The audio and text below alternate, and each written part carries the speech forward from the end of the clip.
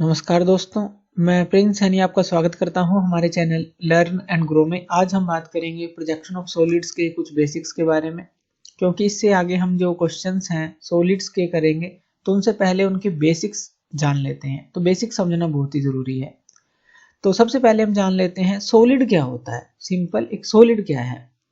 तो जो सॉलिड होता है हमारे पास, उसके अंदर हम कह सकते हैं कि जिसके पास 3 डायमेंशन होते हैं, यानी कि लेंथ, ब्रेथ और थिकनेस, जिसके पास ये तीनों होती हैं। जैसे मान लीजिए कोई भी एक ऑब्जेक्ट है आपके पास, इस तरह से मान लेते हैं एक ऑब्जेक्ट है। अब इस तरह से अगर आप इसको दिखा रहे हैं तो यहाँ पर हमें इसकी लेंथ भी मिल जाती है, मान लीजिए हाइट है, ब्रेथ जो है वो भी हमें मिल जाती है, और उसकी जो थिकनेस है, ये जैसी ब्रेथ होगी उसकी जो थिकनेस है, तो ये सारी चीज़ें मिल जाती हैं। तो लेंथ, ब्रेथ और जो थिकनेस है, सारी चीज़ें इसमें हमारे पास होती हैं।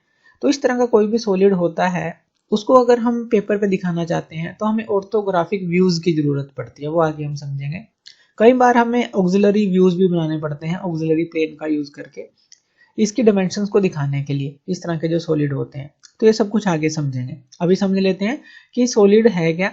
जिसके पास लेंथ, ब्रेथ और थिकनेस होती हैं, ये तीनों चीज़ें होती हैं, तो सॉलिड होता है। ज़्यादातर जो आप चीज़ें लेते हैं वो सारी ही सॉलिड में होती हैं। जैसे जो भी चीज़ें आप डेली लाइफ में देखते हैं, यहाँ ठीक है कि पेपर के ऊपर कोई फिगर बनाते हैं वो प्लेन फिगर होता है, लेकिन कोई भी ऑब्जेक्ट अगर आप लेते हैं तो हमेशा वो सॉलिड में ही होती है। लेंथ, ब्रेथ, थिकनेस सारी उसके पास होती है। ऐसा हो सकता है कि कम हो, लेकिन होती सारी वो सॉलिड ही है।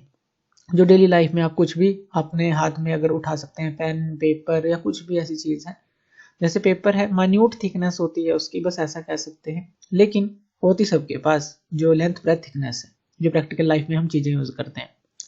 तो अब जो ये सॉलिड होते हैं, अगर इनकी हम बात करें तो इनको मेन हम 2 ग्रुप में डिवाइड कर सकते हैं।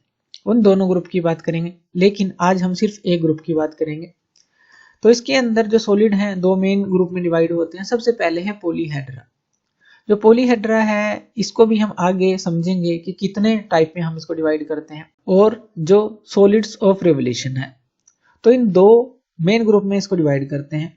अब बात करते हैं पॉलीहेड्रा की। इस लेक्चर के अंदर हम पॉलीहेड्रा की बात करेंगे। इसके अंदर कौन कौन से सॉलिड्स आते हैं उनके बारे में बात करेंगे। तो पॉलीहेड्रा क्या होते हैं, सबसे पहले जान लेते हैं फेसिस क्या होते हैं। जो सॉलिड बाउंडेड होते हैं बाय प्लेन्स, तो उनको हम फेसिस बोलते हैं। पहले तो फेस समझिए, कोई भी सॉलिड है अगर वो प्लेन से बाउंडेड है, जैसे कि हमने ये समझा था कि जैसे एक प्लेन ये ले लिया हमने, इसी तरह से एक प्लेन हमने ये ले लिया, इस तरह का कोई सॉलिड है। अब ये 2 हैं तो इस तरफ और उस तरफ भी हैं, तो ये प्लेन्स जो हैं, इस तरह से प्लेन से बाउंडेड हो कोई भी जो सॉलिड है, उसको हम पॉलीहेड्रा बोलते हैं। और यहाँ पर जो ये होते हैं, ये जो चीज़ें हैं, ये फेसिस होते हैं। जैसे फर्स्ट फेस ये है, सेकंड फेस ये है, ये फेसिस होते हैं। और इस तरह से जो ये फेसिस हों और सभी इक्वल हों और रेगुलर हों। जैसे इक्वल और रेगुलर अगर हम लें, जैसे मान लीजिए रेगुलर का मतलब है कि जैसे इस तरह से हम एक, अगर मान लीजिए हेक्सागोनल बना लेते हैं, तो ये जो है सारी साइड इक्वल हैं, एंगल सारे इंटीरियर एंगल इक्वल हैं, तो इस तरह से ये रेगुलर है। तो इस पॉलीहेड्रन को हम रेगुलर बोलते हैं। तो ये पॉलीहेड्रा होते हैं। अगर हम इसके अंदर बात करें तो 7 तरह के हमारे पास सॉलिड आते हैं। पहला जो सॉलिड है टेट्राहेड्रन, वो क्या है। टेट्राहेड्रन के अंदर हमारे पास, टेट्रा मतलब कि 4 साइड, तो इसके पास 4 इक्वल फेसेस होते हैं। जो फेसेस होते हैं वो इक्विलेटरल ट्रायंगल के रूप में होते हैं, तो उसको टेट्राहेड्रन बोला जाता है। यहाँ पर देखिए इस तरह से पहला फेस यहाँ पर ये हो गया हमारे पास, सेकंड फेस ये हो गया, इसी तरह से सेकंड के सामने एक थर्ड होगा, फर्स्ट के सामने फोर्थ होगा। तो इसके पास 4 इक्वल फेसेस होते हैं और हर एक फेस जो है इक्विलेटरल ट्रायंगल है। इक्विलेटरल ट्रायंगल क्या होती है, जिसकी सारी साइड बराबर होती हैं। और ये जो इंटीरियर एंगल होते हैं ये कितने कितने डिग्री के होते हैं, सारे 60 डिग्री के होते हैं। तो ये इक्विलेटरल ट्रायंगल का बना होता है, 4 फेसेस इसके पास होते हैं, इसको टेट्राहेड्रन बोला जाता है। दूसरा क्यूब और हेक्साहेड्रन। अब क्यूब जो है हमें पता है, क्यूब आपने देखी भी होगी, जिसके 6 फेस होते हैं। हेक्सा मतलब 6 फेसेस, तो इसके पास 6 फेस होते हैं और सभी के सभी स्क्वायर होते हैं, इक्वल स्क्वायर होते हैं। जैसे कि यहाँ पर देखिए, यहाँ पर एक क्यूब हमने बनाई है। अब यहाँ पर ले लेते हैं, फर्स्ट फेस हो गया, सेकंड फेस हो गया, थर्ड फेस हो गया, इसी तरह से 3 फेस इसके पीछे हैं। तो ये क्यूब है, इक्वल स्क्वायर की बनी हुई है। फर्स्ट जो है स्क्वायर यानी कि जिसकी चारों साइड बराबर होती हैं, इस तरह का स्केयर। अगर ये 10 mm की है तो चारों साइड 10 mm की होंगी। इंटीरियर एंगल जो है ये 90 डिग्री के होते हैं। ये प्रॉपर्टीज होती हैं इनकी। तो क्यूब और हेक्साहेड्रन क्या है, जिसके पास 6 फेसेस होंगे और सभी के सभी इक्वल स्केयर्स होंगे, तो उसको क्यूब बोल सकते हैं या हेक्साहेड्रन बोल सकते हैं। नेक्स्ट ले लेते हैं ऑक्टाहेड्रन। ऑक्टाहेड्रन क्या है हमारे पास, ऑक्टा मतलब 8, तो इसके पास 8 इक्वल फेस होंगे, लेकिन जो हर एक फेस होगा वो इक्विलेटरल ट्रायंगल होगा। इक्विलेटरल ट्रायंगल हमने समझा, यानी कि बराबर इक्विलेटरल ट्रायंगल का बना होगा इस तरह का। अब यहाँ पर हमने समझा, जैसे कि पहले देखा था, यहाँ पर ये फर्स्ट हो गई, ये सेकंड इक्विलेटरल ट्रायंगल हो गई, इसी तरह से 2 और होंगी इसके पीछे। इसी तरह से ऊपर कितनी होगी 4 और नीचे भी कितनी होंगी 4, यानी कि 4 + 4 8 इसके पास फेसेस हो गए ये वाले, और सभी क्या है इक्विलेटरल ट्रायंगल के बने होते हैं, तो इसको ऑक्टाहेड्रन बोला जाता है। नेक्स्ट ले लेते हैं डोडेकाहेड्रन। ये जो डोडेकाहेड्रन होती है इसके पास 12 फेस होते हैं। तो यहाँ पर ये जो सभी फेस होते हैं ये रेगुलर पेंटागन्स होती हैं, जैसे कि यहाँ पर हमने दिखाया है इस तरह से। तो 12 फेस होते हैं इसके पास और इक्वल रेगुलर पेंटागन्स ये सारी होती हैं, तो ये डोडेकाहेड्रन होता है। उसके बाद बात कर लेते हैं आइकोसाहेड्रन के बारे में। ये आइकोसाहेड्रन जो है ये क्या होता है हमारे पास, इसके पास 20 इक्वल फेस होते हैं और सभी जो फेस होते हैं इक्विलेटरल ट्रायंगल के बने होते हैं। यहाँ पर देखिए इस तरह का ये होता है, 20 इक्वल फेस होंगे और सभी जो है इक्विलेटरल ट्रायंगल होंगे। तो इस तरह से ये आइकोसाहेड्रन हम इसको बोलते हैं। उसके बाद बात कर लेते हैं प्रिज्म। प्रिज्म क्या होता है, अब इसके अंदर हम कुछ टर्म समझेंगे। सबसे पहले बेस और एंड्स क्या होते हैं। Two equal and similar faces, equal और सिमिलर फेसेस को बेस बोला जाता है। अभी हम फिगर के अंदर देखेंगे। Parallel to each other and joined by other faces, ये जो बेस और एंड होते हैं ये एक दूसरे के पैरेलल होते हैं और इनको ज्वाइन किया जाता है दूसरे फेसेस के साथ जो कि पैरेललोग्राम्स होती हैं। चलिए इसको समझते हैं। और एक इमेजिनरी लाइन जो कि सेंटर ऑफ द जो बेसिस है, सेंटर ऑफ बेसिस में जब आप उनको मिलाएंगे तो उसको एक्सिस बोलते हैं। यहाँ पर एक फिगर देख लेते हैं। यहाँ पर हमने 2 फिगर बनाए। अब यहाँ पर ये है ट्रायंगुलर प्रिज्म और ये है स्क्वायर प्रिज्म। प्रिज्म के अंदर क्या था, ये जो है ये बेस है या एंड कह लीजिए, ये भी बेस है।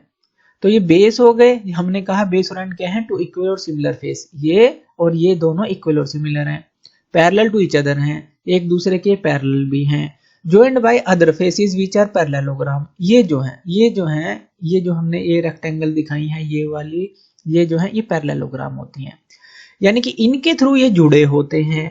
तो इस तरह से एक प्रिज्म बनता है। Imaginary line joining the centres of the basis, एक ही बेस ये हो गया, एक बेस ये हो गया। अगर हम एक इमेजिनरी लाइन यहाँ पर लगाएं इस तरह से जो कि इनके सेंटर को जोड़े, जो बेसिस हैं या एंड्स हैं, इसको हम क्या बोलेंगे, ये हो गया एक्सिस, तो इसको हम बोलेंगे एक्सिस।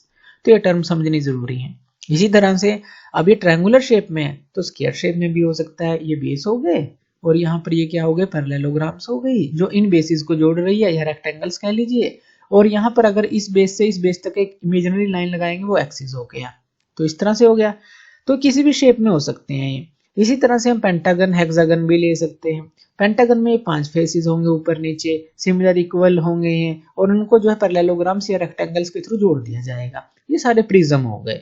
इसी तरह से समझ लेते हैं कि जो पिरामिड है। अब पिरामिड क्या होते हैं, पिरामिड के बारे में भी आपने सुना होगा, देखे भी होंगे। तो पिरामिड के अंदर क्या होता है, एक बेस होता है। सिंपल बात करनी है, बेसिस की बात नहीं कर रहे, एक बेस होता है जो कि प्लेन फिगर होती है। प्लेन फिगर कुछ भी हो सकती है, triangular, square, pentagonal, hexagonal, octagonal, कुछ भी हो सकती है। तो एक बेस होगा जो कि प्लेन फिगर होगी, एक वर्टेक्स और एपेक्स होगा, यानी कि एक बिंदु जहां बेस से लेकर कुछ ट्रायंगुलर फेसेस जाते हैं जो कि उस पॉइंट पर मीट करते हैं। इसको समझेंगे अभी।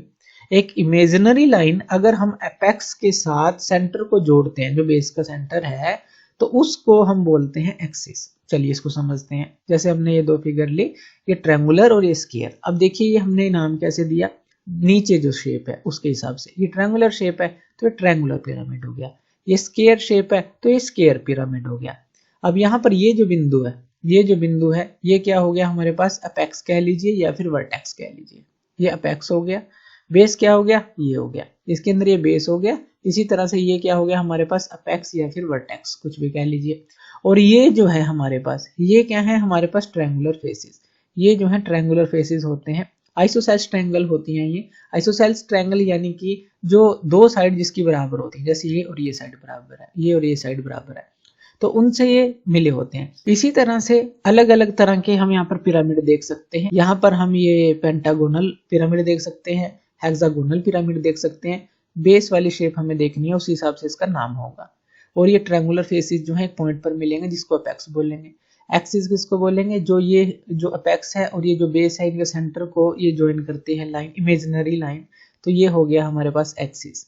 इसी हिसाब से जो हमारे पास ओब्लीक प्रिज्म और पिरामिड भी होते हैं, लेकिन उनका जो एक्सिस होता है वो इंक्लिनेशन पर होता है बेस के साथ। तो इस तरह से जो हमारे पास पॉलीहेड्रा सॉलिड्स हैं उसके अंदर ये 7 तरह के सॉलिड आते हैं। ये हमने समझे कि किस तरह से होते हैं। तो थैंक यू वीडियो देखने के लिए, और इसी तरह की वीडियोस के लिए आप हमारे चैनल लर्न एंड ग्रो पे हमें सब्सक्राइब कर सकते हैं। धन्यवाद।